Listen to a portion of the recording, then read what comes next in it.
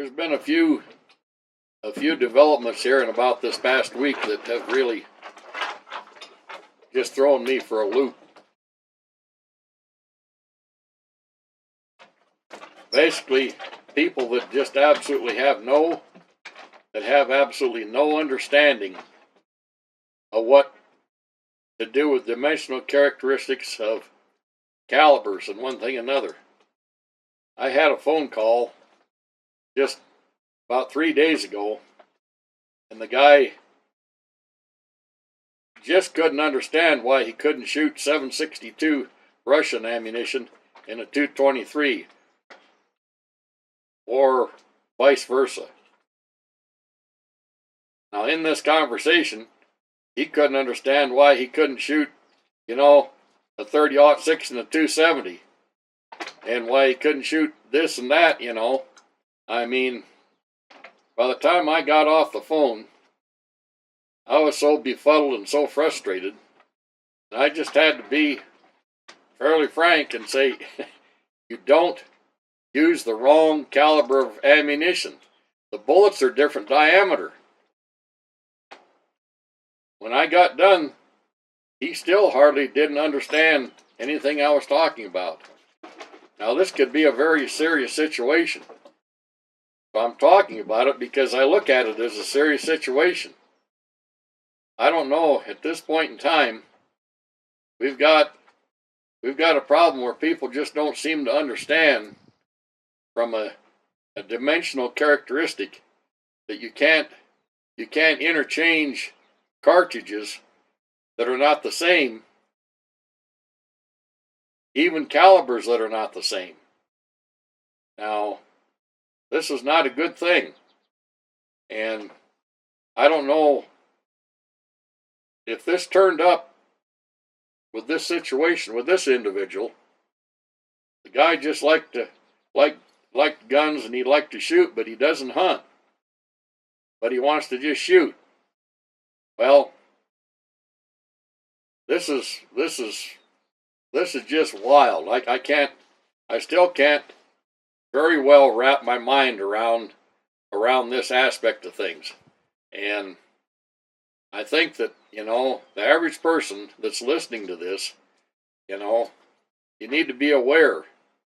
I mean, I mentioned here just a while back of the new development, from Winchester, the 6.8 Westerner. Well, this is a 270 Winchester short mag case shortened. The shoulder is shorter distance from head to shoulder than the 270 Winchester short mag. Well, this is already cropped up that, people that are folks in a gun store, a place that sells guns and sporting things and one thing another, are selling people the wrong ammunition. Selling 6.8 Westerner, says it's the same as the 270 Winchester short mag. Hell no, it's not the same. It's different. Why do you think that it's designated different? It's the same thing, I mean, it should be very obvious, but it's quite evident to me that the obvious is not obvious. Something's missing here, and I'm just not exactly sure. There's just such a lack of understanding. A lack of understanding is all that I can come up with these sort of situations, and it's not a good thing. And if this has happened one place, I think it's happened someplace else, and I think it's going to continue to happen. And we're going to have a very serious situation if a 6.8 Westerner cartridge is held tight enough against the bolt face that the firing pin strikes the primer hard enough that it ignites it, because you've got about somewhere around 40 or 50 thousandths of headspace. Now, maximum headspace in the rifle chambers is considered, field headspace is the very maximum headspace, which is 10 thousandths. Now, you can probably get by with that, but you're sure as hell not going to get by with 50 thousandths. Now, what's going to happen? What's going to happen here? Are we going to get to a point where somebody has done that, this has happened, and they're going to try to sue Winchester over this situation because of their absolute stupidity and their ignorance? This is what I think it is absolute stupidity and ignorance. Just have no idea at all. I'm going to go a little bit further into another aspect of this, which is still a dangerous situation. Got an email from somebody that said that you can load such and such powder in a .264 Winchester Magnum, and you could get such and such velocity. You could load 140 grain bullets with 77 grains of Reloader 33 powder. You load 77 grains and get 3,250 feet a second out of a .264 Winchester. Well, folks, that's an 8-grain overload. The case will accept, depending on the chambering, between 67 and 69 grains of Reloader 33. Not 77 grains of Reloader 33.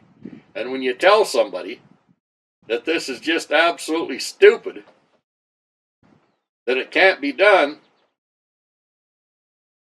they don't want to believe you, because somebody had on a forum, or somebody commented on computer, on the internet, that this is what they loaded. They didn't load that. You know how much pressure that would create? Somewhere north of probably 30,000 pound overload. That means instead of maybe 60,000 pounds in a normal load, you're at 90,000 pounds.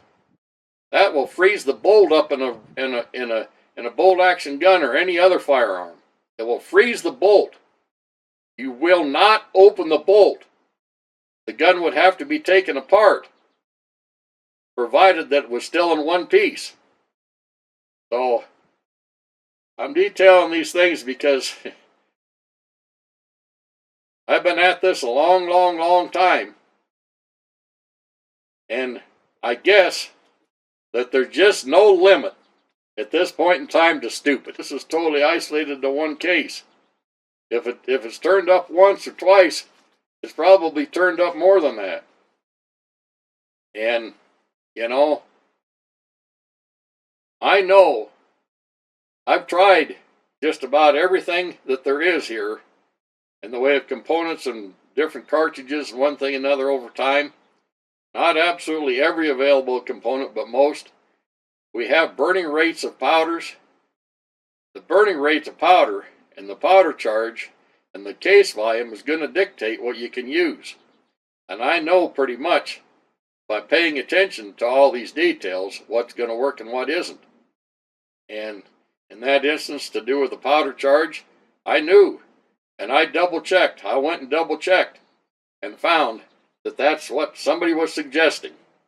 That, you know, and this, when it was mentioned, it was kind of a tongue-in-cheek thing, you know, that this is kind of a secret, but, you know, we can run a .264 with this much propellant and get this kind of velocity. The hell you can. Not safely, but somebody's actually suggesting this. Oh boy. Lord help us, folks, because it just seems to get worse day by day.